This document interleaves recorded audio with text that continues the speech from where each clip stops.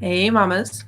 I want to know, does your teen know how to create a study plan for exams? If it's finals week for your son, your daughter in high school or college, does your teen have everything mapped out? Does your child know exactly what he's studying on what day? Does she know, okay, this chapter for this final, is that something your teen is ready for? If your teen does not have a plan, is clueless on how to really study like in a way that makes sense, like is going to make the most use of that time before finals get here, then definitely encourage you to stick around because I just did a lesson with one of my current Love to Learn students and we talked about this. We created a study plan between now and his first two finals, which are on the same day. And then we created a plan for, okay, he has another final 3 days afterwards. So stick around if you want to know process that my teen, my student, and I went through together to create a study plan. Now, if you're wondering who I am, I'm Jessyka Coulter, CEO and founder of Ace Cookie Tutoring. So thank you so much for being here. I absolutely love helping teens love to learn through study skills. So the first step that my student and I did is we figured out what tests he had, when he had them, and then we made a really long list, like a really detailed list of everything he absolutely needs to know for these finals. So he had two finals, a literature final and a physics final on Tuesday, and then his Chinese final on Friday. Okay. Now he told me, okay, I need to review the books that we read in my literature class. And then he told me I have a study guide for all of these classes. And then he told me I have all the right answers for the physics study guide because I asked the teacher questions. And he's like, physics was a lot easier than literature, so I'm going to spend less time studying for physics and literature. And then he's like, well, since Chinese is on Friday and today's Saturday, because like literally we met today, the day this video is live here on Facebook and on YouTube. And he's like, so I'm just going to wait to study for Chinese. I got plenty of time. So if any of you had a mini heart attack, as you're like, oh my goodness, why is he waiting to study until closer to Chinese till that Friday final? Let me know down below because yeah, that was like red flag number one. And then I was glad to hear that he had all the right answers for a study guide. That's amazing. And I was so happy he did have study guides for all three finals. And that doesn't always happen. So let me know, mamas, if that's something that you're noticing for your team, that maybe finals don't come with study guides or that certain teachers just don't provide them. Okay, because that can be a big problem is maybe your child has no idea what to even start studying. That's something I addressed in another video in the routines video. And then also something that I can help your teen with through those 10 must ask questions guides. So if you haven't grabbed that, happy to put that link down below as well. But do know, so we talked to my student, okay, we talked to Alec, we really figured out, okay, what is it that you have like resource wise, and then what is it that you need to know? Because when he's telling me about these lit books and reviewing them, I'm thinking, what does review mean? Like, if you asked your teen here, you have this book that you read, you're gonna have questions about on the final, what's your teen gonna do? Like Alec is like, I'm just gonna reread them. And it's like, what? Like reread a book. And then he tells me he can do all this review, all this practice he needs in just 2 hours for literature today. And I'm like, really? 2 hours? Like, that doesn't seem like a lot of time, especially when he told me he didn't like the class, and especially when he thought it was a hard class. And I'm going, you told me you had four books that he read this semester, and they're all going to be on the final between an essay question that he asked to prepare for and also some multiple choice questions. So I'm thinking, 2 hours, that's not enough time. And especially if the final will be on Tuesday, we're already a little behind. So really had him break it down and decide, okay, what time, what day between now and Tuesday am I studying which book? What am I doing while I'm studying that book? So he has to find some quotes because he has an essay to write on the final, and he has a chance, and he's required before the final to put some quotes together. So to go back through the books, get his citations together so he can use those on the final. And so it's like, all right, those are like 3 steps right there. Like even knowing where the books are, knowing where the quotes are going to be in the book, like in deciding which quotes, and are we going to look at the physical books? Are we going online? Like, do we even know what the prompt really is between the final and the study guide? Like that's like 3 or 4 steps right there. Like this is all something we put together on the list. Okay, and then the next step was to decide, okay, is Saturday for literature, is Sunday for physics? Are we going to do a little bit of both on both days? And then since Chinese is so much farther out, when do we even start kind of bringing that in?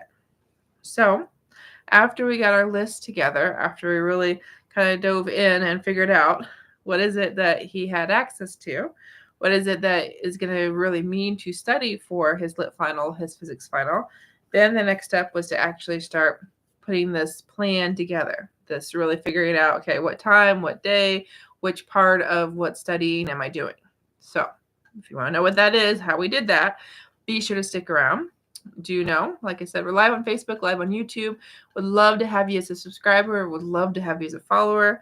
Do you also know that your teen and I could create this plan together? All right, there is still time for your teen to learn study skills. There is still time for your child to do really well on those finals if your teen is ready.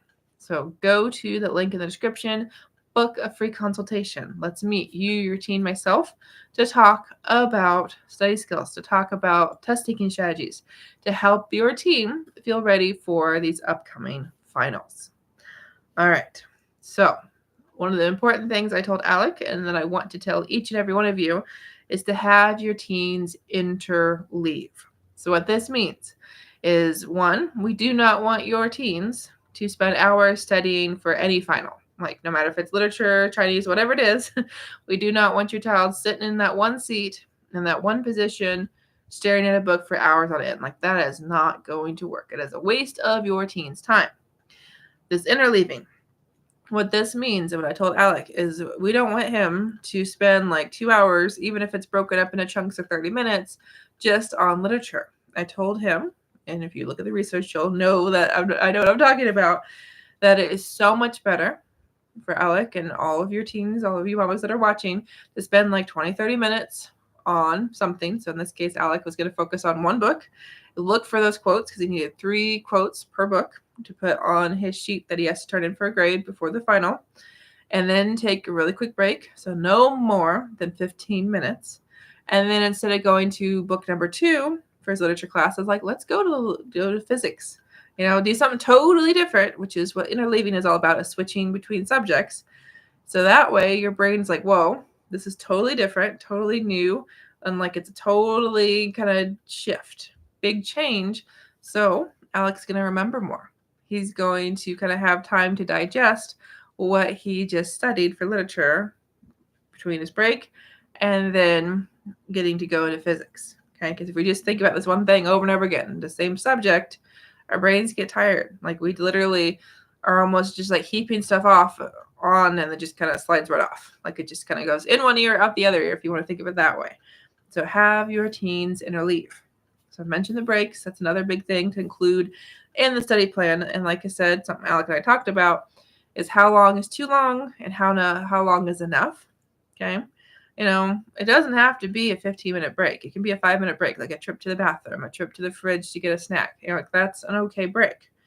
And the thing is, we don't want your teen to take a break that's so long that he doesn't want to come back and get back to studying. We also don't want it to be so short or so kind of useless that like your teen stays in a seat. Like, we want your teen up and moving. We want your teen doing something that your teen wants to do, something that matches the learning style. That's something we haven't talked about at all, but is a big part of any study plan, no matter if we're studying for finals or just getting ready for a chapter test, let alone just keeping up to date with everything that's going on in a class.